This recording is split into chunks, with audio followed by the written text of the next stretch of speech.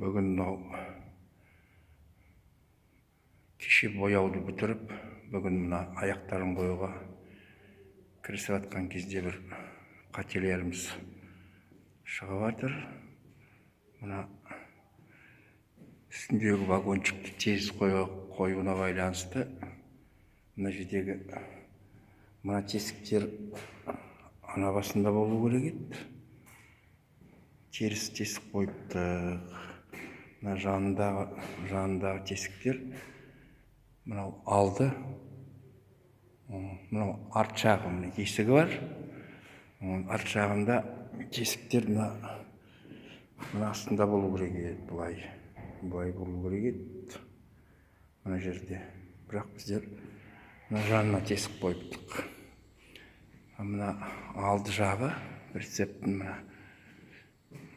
мына тесіктер мына жанында болу керек еді. Біздер оны керісінше мына жерге тесік қойыптық, үш тесігімізді.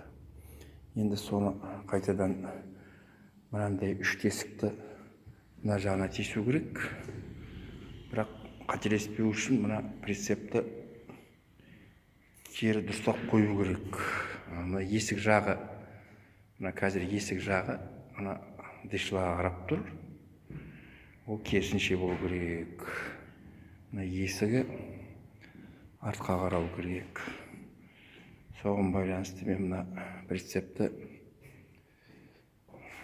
дышлымен, қазір дышлы мына қақпаға қарай қарап тұрса, мына дышлысын бұрып, осы жерде мына терезеге қарату керек болып тұр. Соны жалғыз өзім жасап көрейін.